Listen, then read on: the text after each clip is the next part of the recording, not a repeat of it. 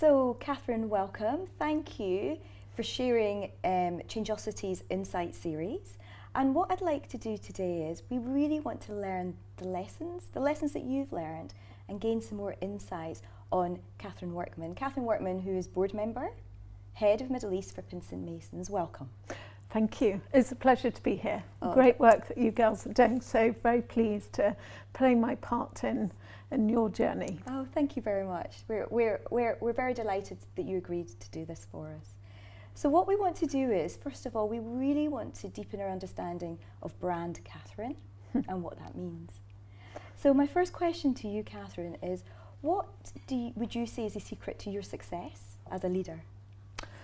Oh, what a great question. I think for me, there are so many different, everyone has these are the top 5 things a leader must have, these are the top 10, top 14.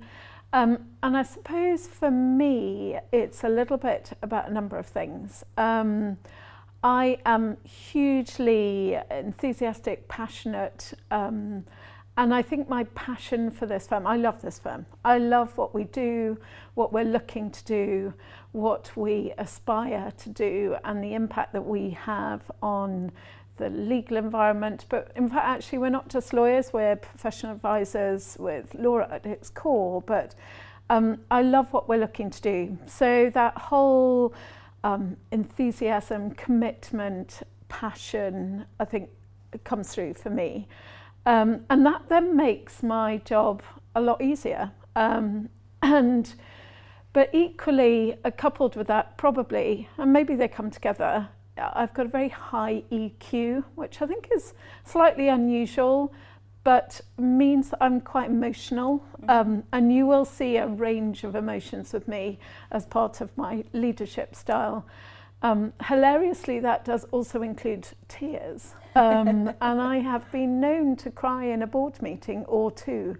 And so much so my board members now come to a point they go, oh no, Catherine's going to cry at this one. And often they are right. And I do. And to give an example, something we hopefully will expand upon, is when we looked at our purpose statement. And we'd had a few attempts, and we took an early iteration to some of the board. And there were 2 people in particular who were not particularly keen with what we'd come up with to begin with. And we went away and we came back and we put forward our new statement to the board. And these 2 board members both said, and they've been quite vocal previously about it, they both said, yeah, we love it. Oh, I'm getting goosebumps already. We can get behind that. And I cried because for me, having gone from not being very positive to them being so positive and so behind it was just so powerful, because it was something I believed in so passionately. And I do, and I feel that it's going to be really important and very transformational for our business. That the 2 naysayers at that time were, yeah, love it. And so you will get a range of emotions with me, but I think that is part of my leadership style, definitely, and I will cry. Yeah, thank you for that, and thank you for that honesty. I think it's very rare to see that level of honesty in senior leaders. And so you talked a lot about passion. You talked about the importance of invoking emotional intelligence, and you talked about purpose-led leadership. And I suppose what I'm curious about, Catherine, is what steps can you take to align your own values with the values of your organisation? Yeah, I think what you have to do, you have to live and breathe those values yourself. I can't understand people who want to enforce values, etc., and won't live and breathe them themselves. How can you expect your organisation and the people that you work with to think, oh yeah, that's a great idea, I'm going to do that. I know that the leadership or the management don't believe in it, but yeah, let's get behind it. There's just no way you're going to get people along those. So for me, and back to that passion and thinking about purpose, you really need before you sell anything, which was why it was so important for me to get those 2 people on board, because they're part of the leadership team. And if they were going to go out there to our 3,000 people and say, hey, we've got this great idea, we're going to be a purpose-led business, they needed to sell it, because we all needed to sell it, because you've got to do it from the top, totally. So for me, it's about living and breathing it. And so this very strong leadership style of very sort of personable leadership, what impact do you feel that has on people? I think this is quite interesting, because if I'm really honest, I try to make people like me. And that's quite interesting, because and it's a story I go back to from a long time ago. I was at university and I went to Sandhurst, and I was going through my Territorial Army Commission, and halfway through the course the commanding officer pulls you into her office, and you're either being chucked off the course or given some feedback. And she said, you know what, Catherine, you puzzle me. Gosh, is this good or bad? She said, look, you know, the thing is, people do things for you because they like you.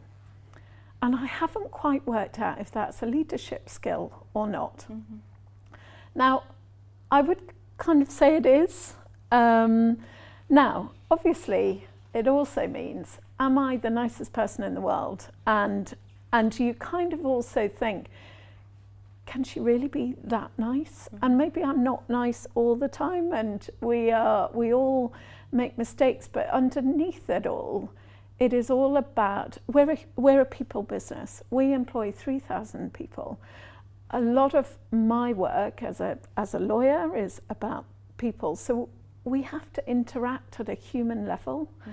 And therefore, using your humanity and bringing your humanity to work is really important, because it's part of empowering people, encouraging them, inspiring them to do things. So it is about using your personality, maybe not just making them all like me, because there are probably people who might look at this and go, can't stand her. But equally, your personality is a huge trait.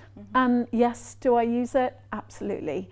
Do I use it to the best, or do I use it and exploit it? Absolutely, because if it means that things get done, if it means that people want to do something they didn't think they were capable of doing, then I've won. It's a great thing. I mean, it's an incredibly powerful message, Catherine, thank you. And I suppose I'll take you up on that point about you being human. Are there times in the past where you've let your leadership brand down? Yeah, of course, because otherwise I'd be superhuman and superwoman all rolled into one. We all make mistakes, and I think the element of that is admitting to mistakes, that human element of okay, yeah, I got that wrong, but there was no malintention, I didn't mean it. You kind of, being human, admitting mistakes is equally as powerful as not making mistakes in the first place, or being a nice person. So I think I would like to think that if I was, and if I am in that situation, owning it up, just admitting. I've had to do it recently where we didn't necessarily do right by somebody, and I just said, look, we didn't do the right thing, and I am sorry, and I will fix it from here on in, I'll support you, etc. But I have to admit, we did not do the right thing. And that's very authentic leadership, isn't it? Yeah. Authenticity is important, definitely.